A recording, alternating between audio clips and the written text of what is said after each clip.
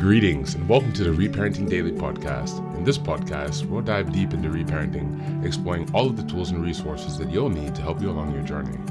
This podcast is divided into 3 sections. The first is a daily reading. The second is a discussion of the reading, followed by suggested journal prompts. And the last section is a peaceful meditation for closing.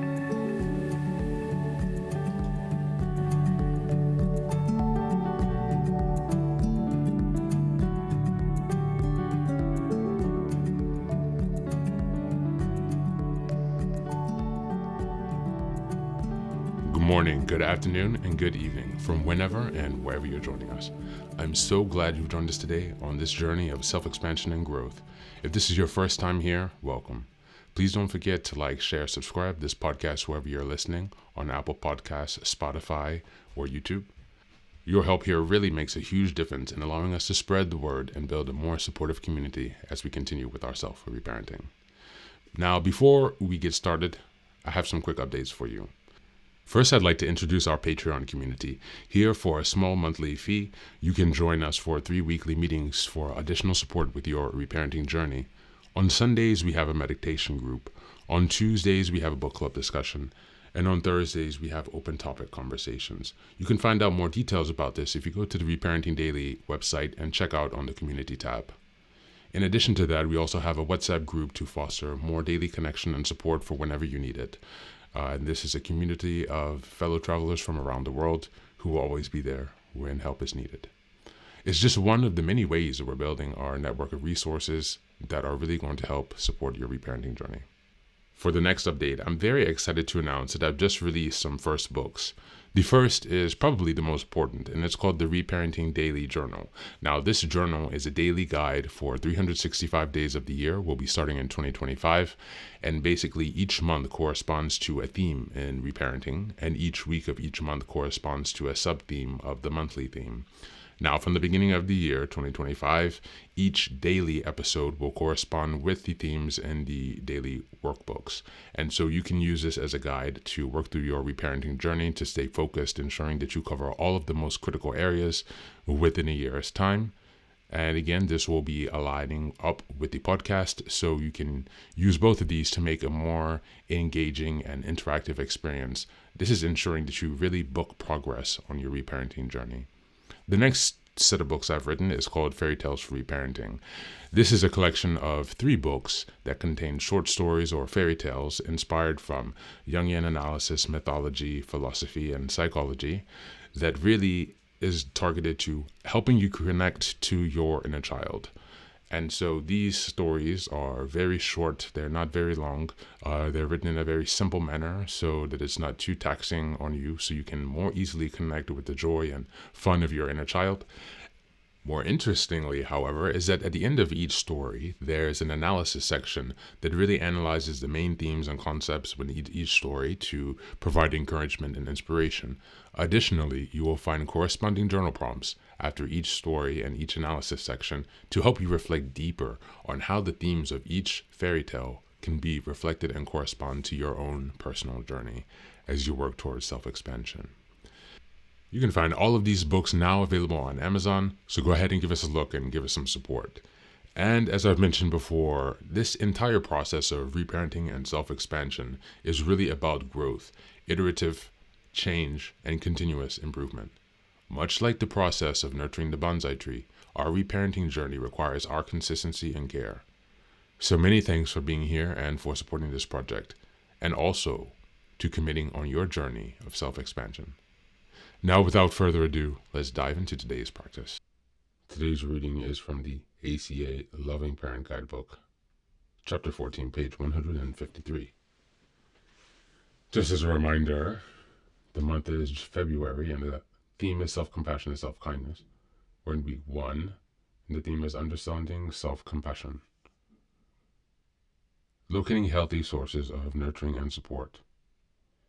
We can support our inner child by selecting new sources of nurturing.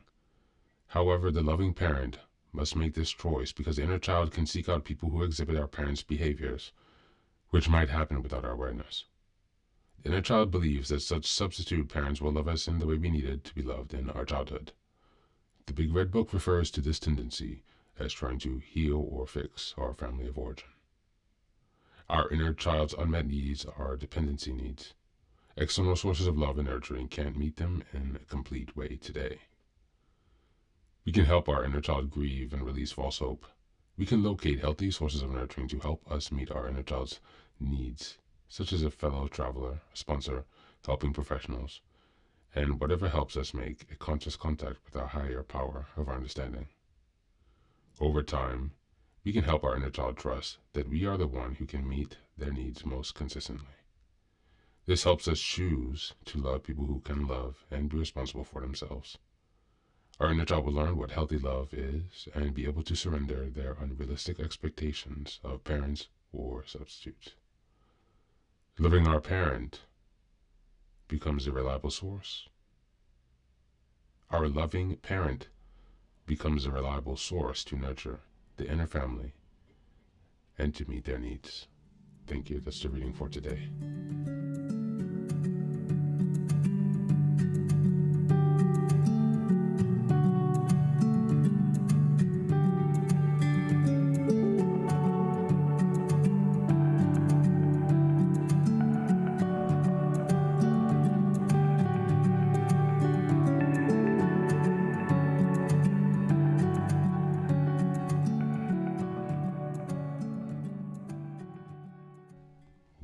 Welcome back. This reading directly connects to the concept of reparenting by emphasizing the role of the loving parent in meeting our inner child's needs. Reparenting is the process of becoming the safe, nurturing, and reliable caregiver for ourselves that we may not have had in childhood. The passage highlights how our inner child often unconsciously seeks out people who mirror the dynamics of our past, hoping to receive love and validation we lacked. However, true healing comes when we consciously choose to be on our own and our own primary source of love and support. By grieving unmet needs and surrendering unrealistic expectations of others, we cultivate a healthier, more self-sufficient inner foundation. This aligns with self-compassion and self-kindness, the focus of February's first week.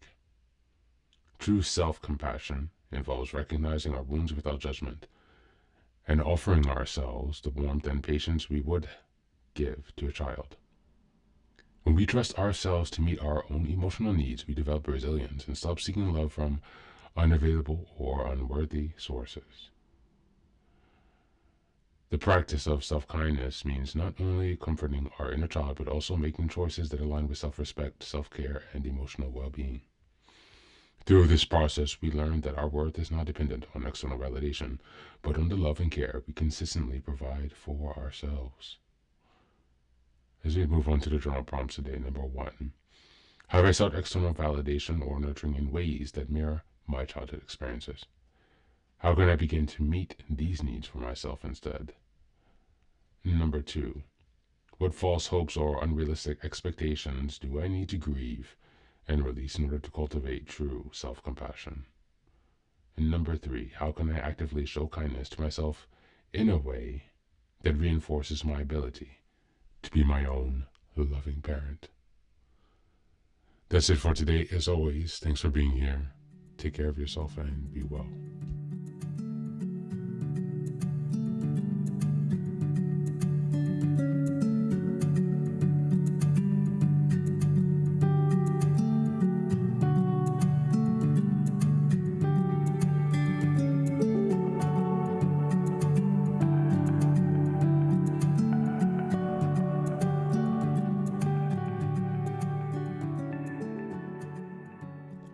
Welcome back.